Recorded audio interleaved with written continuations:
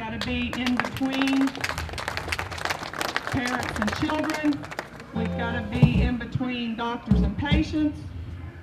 We've got to be in between business owners and their employees. We've got to be in between businesses and their customers. It's not freedom. This is a constitutional republic. The U.S. Constitution is the best blueprint ever drawn for a free and prosperous society.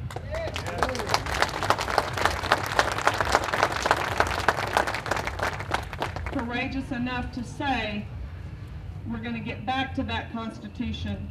We're going to acknowledge, if we believe that, then we have to behave that way. I interviewed with Shelley Coffer at KERA. Some of you may recognize Shelley. She was the lady that moderated the first debate. I interviewed with her back in September. And she said, well, you mean you wouldn't have a Federal Clean Air Act? And I said, not in Article 1, Section 8 of the U.S. Constitution. Well, what about health care? I said, not in Article 1, Section 8 of the U.S. Constitution. Either you believe it's the best blueprint ever drawn and you build the nation accordingly, or you tear it up and you start over. I'm for believing it's the best blueprint ever drawn and getting back to it.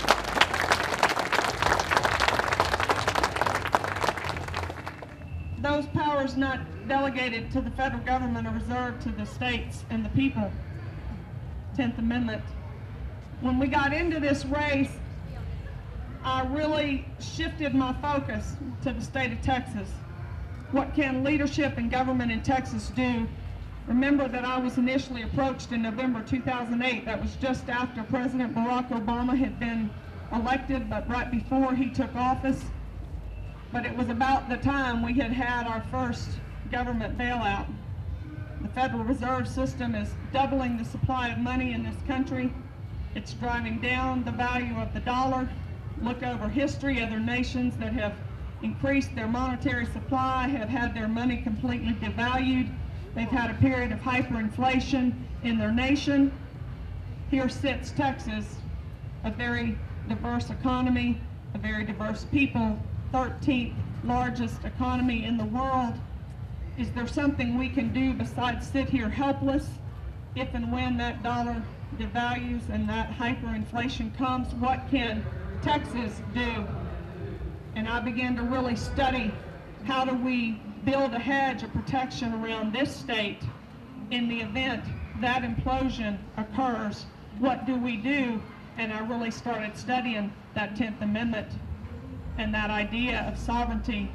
And I was out early talking about Jefferson saying, it is the unquestionable right of the states to determine when the federal government steps outside that compact called the U.S. Constitution.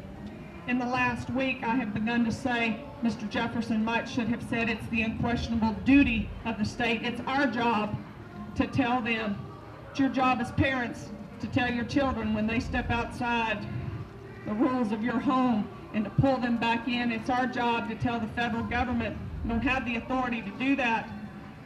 You're not going to drive that car after 10 o'clock on Friday night. You cannot do that. I've only given you Article 1, Section 8 authority. You have no authority there. I talked to a state representative in Oklahoma some months ago. He said, Debra, we've got to quit calling that stuff federal law. When there's no constitutional authority to do it, it's illegal federal action. And when Washington,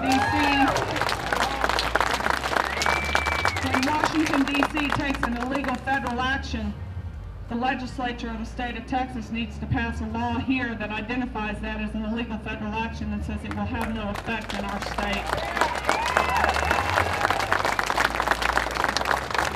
Mr. Jefferson and Mr. Madison said the rightful remedy when the federal government does that is nullification, interposition. And I began early talking about, where do we begin? Is there a pillar that we can begin to chop away at to begin to push Washington, D.C. back to those confines? We didn't get here overnight. We're not going to get back overnight, but we've got to begin to whittle and get Washington out of this body called Texas. It invades every organ here. Do we start in education? literacy, the Texas Constitution says, in order that our children would understand liberty, the state of Texas will provide a free public education for the general dissemination of knowledge. We don't need Washington telling us how to teach our kids. Do we start in education? Or you may have noticed we have an energy sector here in this state, and there's not anything in Article 1, Section 8 about the federal government regulating energy. We've got a few farmers and ranchers in our state as well. They've been farming and ranching just about as long or longer than there's been a Washington, D.C. We don't need Washington telling us how to farm and ranch in Texas. And someone suggested some months ago now that maybe we set our sights on the EPA. There's no constitutional authority for an EPA. When the governor of the state of Texas has some courage, and when I say to the Texas Commission on Environmental Quality, we're not going to use the citizens of Texas taxpayer dollars to do the dirty work of the federal government that they have no business doing.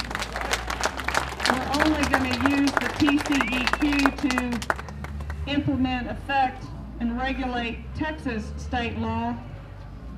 We can get the EPA off of agriculture, get it out of energy, get it off of manufacturing. That begins to free up the economy in the state of Texas.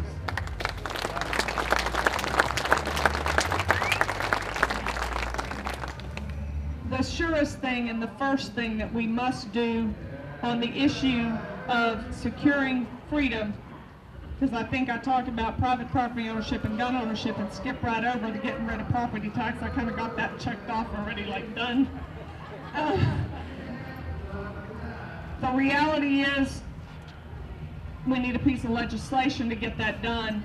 It is a fairly simple piece of legislation to get rid of property taxes. The Texas legislature has created all of these entities that levy a property tax piecemeal because we decided we needed a new hospital district over there in Montgomery County, and we gave them the authority to form a hospital district, and we gave the hospital district the authority to tax. And we formed a water district over here, and we got a new city over there. And so we've got all of these piecemeal places. We believe the clearest way, the cleanest way, is to have one bill that says basically to any and all entities that have the authority today to levy a property tax, that authority is hereby rescinded. You no longer have the authority to levy a property tax. It is a relatively seamless transition to move from funding schools with a property tax to funding them with a sales tax. You may think that your schools are funded with a local property tax, but in fact the appropriation, who gets how much, is decided by two guys in Austin. I had someone tell me in Austin only two people understand how that happens. And those two guys shuffle that money around. So whether that money comes in the form of a sales tax or property tax is fairly immaterial. The devil is in the detail, figuring out how to allow Kingwood to raise what it needs, and the Woodlands to raise what it needs, and Montgomery County to raise what it needs, and Harris County to raise what it needs. That conversation needs to start in earnest on March 3rd when we know who our nominees are going to be for the State House and the State Senate. You get on the horn and you call those people and y'all start having that conversation. That legislation needs to be drafted. We need to be debating it as Texans. We need to get it hammered out so that it's ready to go in January 2011. We get rid of property tax and we create the authority for local entities. I'm not advocating, no one on our economic team is advocating a statewide sales tax that Austin decides who gets what. You keep revenue at the source where the service is delivered. You keep it tight, you keep it accountable, you keep it local. If we think local government is best, I got a question for you. How come 6 cents of your sales tax goes to Austin and 2 stays in your community?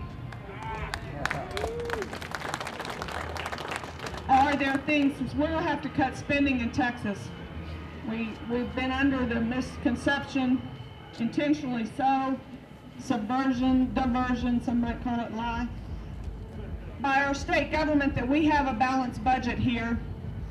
What we have in Texas is a state government that spends every penny that it makes, that it takes, spends every penny that it takes, and has tripled our debt.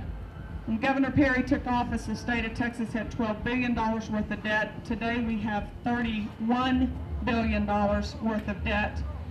If we do not take on another dime of debt, you know, when you have a house payment, you have an amortization schedule. It tells you how long before you're going to pay that off. If we don't take on another dime of debt, the state of Texas gets out of debt in 2047. We've tripled our debt. We've become more dependent on Washington, D.C. Governor Perry's up there asking for that bailout. Do not be deceived. He is a big government, more and more government candidate. He sings a great conservative song. I bought it myself a couple times and cast votes that way, but I won't do that anymore. We have an opportunity to restore freedom and prosperity, get rid of property tax in Texas, but we're going to have to cut spending